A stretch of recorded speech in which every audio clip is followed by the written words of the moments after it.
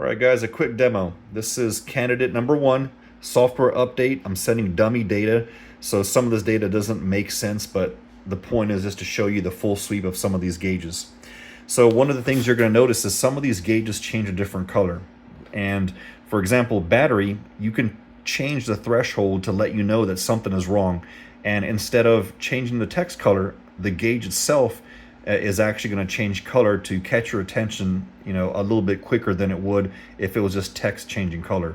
So these are some of the changes that you're going to see different between the current Pro Edition and the 12 wide.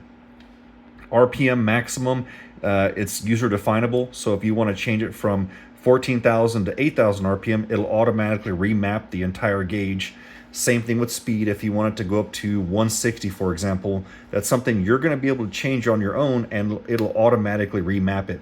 I am going to drop TPMS. I'm going to have basically the same type of warning lights or indicators like I have in the Pro Edition. So your blinkers, high beams, and fuel will still be there. If you want to configure your gauges, the user-definable gauges, you're going to long press. And for example, we want to change from fuel economy to timing. So we'll change that, and now we're seeing, timing data.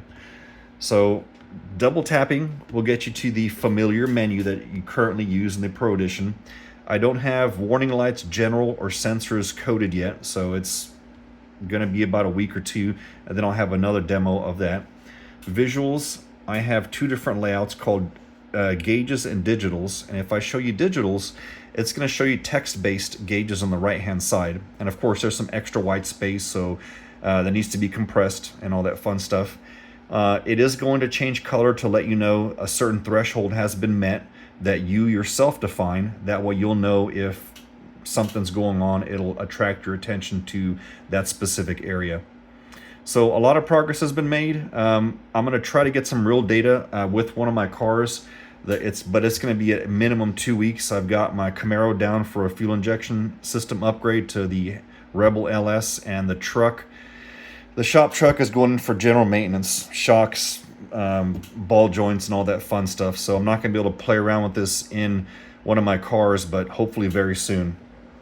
But what I am going to do is I'm going to upgrade the software on the candidate number 2, and that way you can see the difference between displays, which I don't think you're going to see much of a difference, but I do like the actual physical dimensions of it, because it's definitely shorter. The display area is the same, but it doesn't have this half-inch bezel all the way around, and it is definitely thinner, but it's not like this one's thick either, though. So it's going to be one of those game time decisions where I find out which hardware is the one I decide to go with, and hopefully pretty soon I can figure that out. So give me about another week or so, and I will give you another demo of these additional menu options, and in about a day or two, another demo with candidate number 2 running the same software. Thanks, guys.